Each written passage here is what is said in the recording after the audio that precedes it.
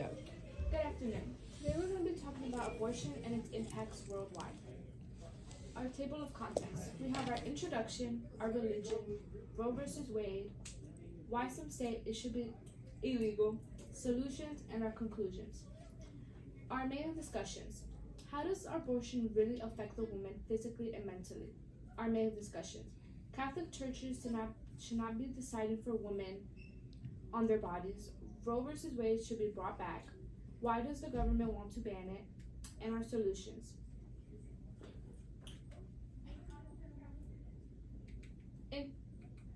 Introduction.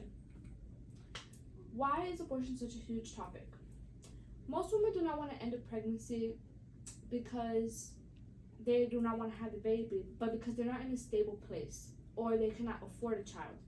When a woman goes through abortion, it cannot be just for any reason, but because they do not want to, because they're feeling something abnormal.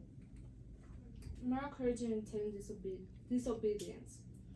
When a woman does something that is disrespectful or inappropriate, some see it as wrong, but if it's a man who does it, it's overlooked because men have higher standards than women. Men go through depression and mental problems when they're in combat or in the army, and nobody really pays attention to them. But if it's a woman who goes through that, they're on top of them and always asking them if they're wrong or not okay. Religion.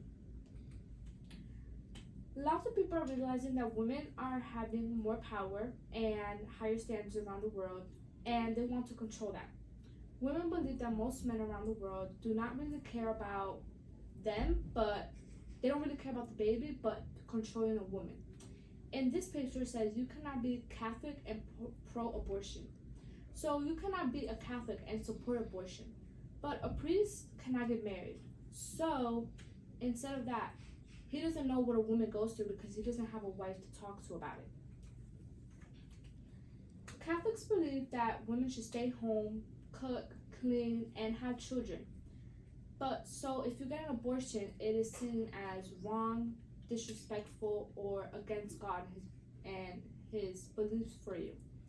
The religion evangelically have the strongest views against abortion. They believe that the government will ban it and no one will be able to get an abortion again. But what if it's a 15-year-old girl who their parents don't want her to have a child and they want to get an abortion? Their religion will let them have that, and then it could cause problems for her. Roe versus Wade. This graph shows us how many women believe that it should be illegal or legal.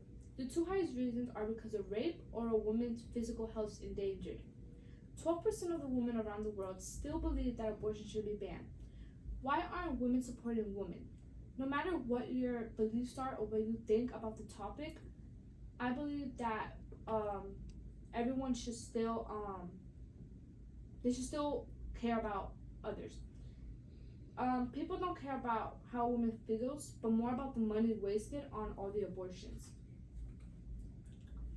When a woman is near a pregnant woman and they just had an abortion, it affects them mentally because they just, how most people put it, murdered a child, but other people don't know the reason behind that and why they did it. The physical effect of skin to skin, the first look, the first cry, the first breath, and everything that the mother does during birth, they will never forget that. So for them to have an abortion, they don't want to go through all of that just to put the baby up for adoption because they will not be able to have it or take care of it. Why some say abortion should be banned. There is a total of 1,600 legislators in the government that are trying to ban abortion. A total of 86 men and only 14 women are responsible for this. Why do men have so much control over our bodies? Why are there such a little number of women but men? Men do not know what us women go through, like the pregnancy, to have the vomits and the nausea and all that, and also going through a C-section. They don't know what we go through, so why do men have so much control over us, our body? Abortion is murder in some eyes. In a Protocol article, it states that those who carry out abortion kill a human life. But how is it a human life if the baby's not even fully out yet, or they haven't developed most things. Up until the 18 weeks, the baby cannot see or hear the mom at all. So if the baby cannot feel any of those things, how are you murdering a child? In this picture, we see how the child develops over the 40 weeks. And like we said before, up until the 20 weeks, the baby cannot physically do anything. They are still developing their organs. My solutions. In the first picture, it says that abortion is our right, not anyone else's. So no one else should have an opinion on what a woman does with her body and how she does it. So no, not the government, court, or any men should be able to control a woman. In the second photo, it says abortion saves lives. But what do they mean by this? They're not talking about the baby's life, but the mother's life. When a mother goes through a C-section, she could bleed out, she can die on the table. About 50% of women choose the baby's life over their own.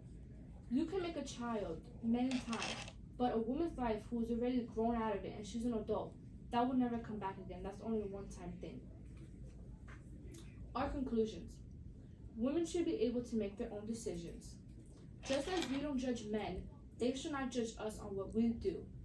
Think about how a woman feels when they are forced to give birth to a child that they particularly might not want or cannot have.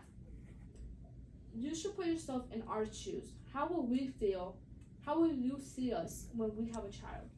And then everyone should just understand how much a woman has to go through to have a child. And these are my resources that I've had. Thank you.